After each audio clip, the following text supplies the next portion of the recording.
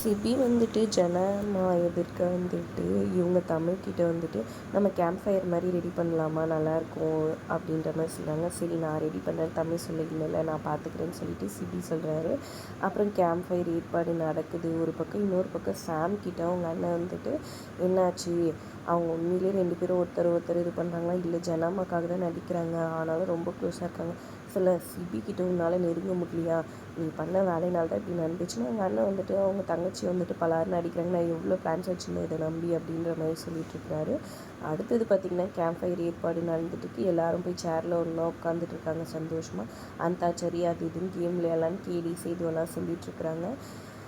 என்ன இருந்தாலும் சிபி வந்துட்டு நம்மளை பற்றி யோசிக்க மாட்டேங்கிறாங்க, இல்லை எப்போவுமே தமிழ் ஃபேமிலி பற்றி தான் யோசிக்கிறாங்கன்னா அவங்க அத்தையும் மாமாவும் சொல்ல, அப்படியெல்லாம் இல்லை, உறவு எப்படி விட்டு போயிடும், அதான் நான் இருக்கேன் வெண்பா இருக்கா நீங்கள்லாம் இருக்கோம்ல, உறவு எப்படி விட்டு போயிடுன்னு சொல்லிட்டு சேது வந்துட்டு அவர் லவ் பண்ணுற விஷயத்தை இன்டைரக்டாக சொல்லி இது பண்ணிகிட்ருக்காரு.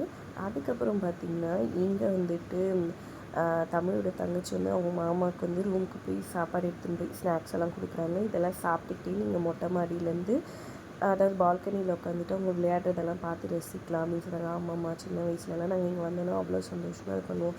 இப்போ நான் நல்லா இருக்கேன்னு தெரிஞ்சால் எல்லாரோடும் சேர்ந்து நானும் விளையாடுவேன், என்ன பண்ணுறது, ஆனால் பரவாயில்ல நான் பார்த்து ரசிக்கிறேன், ரொம்ப தேங்க்ஸ், இதெல்லாம் தமிழக்க பண்ண ஏற்பாடுன்னு சொல்கிறாங்க. அவரும் போய் பால்கனியில் உட்காந்து சந்தோஷமாக பார்க்குறாரு. எல்லோரும் பாட்டு பாடி செம்மையாக என்ஜாய் பண்ணிகிட்ருக்காங்க. சந்தோஷமாக பாடிக்கிட்டு இது பண்ணிகிட்ருக்காங்க. ஜானு இதெல்லாம் பார்த்து சந்தோஷப்படுறாங்க. ஜானுமே ஒரு பக்கம் பாட்டு பாடி சந்தோஷப்பட்டுட்ருக்குறாங்க.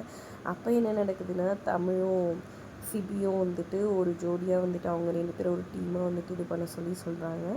அவங்களுமே வந்துட்டு ஜானுக்காக நடிக்கிறாங்க. நாங்கள் 2 பேரும் ஒரு டீம் வந்துட்டு சாம் வந்துட்டு சிபி கூட பண்ணுறதா சொல்கிறாங்க. சிபி வந்து இல்லை நான் தமிழ் கூட தான் பாடுவேன், அவன் டீம் தான்ற மாதிரி சொல்லிடுறாங்க. அப்புறம் எல்லோரும் 2 டீமாக பாட்டு பாடுறாங்க. ஃபைனலாக தமிழ் ஒரு பாட்டு பாடுறாங்க. அப்புறம் அவங்க மறந்துடுறாங்க அந்த லைனு, இல்லை நீ அவுட் ஆகிடுவேன்னு சொல்லிட்டு கவுண்ட் டவுன் போட கரெக்டாக சிபி வந்துட்டு அந்த லைனை ஃபில் பண்ணி பாடுறாரு.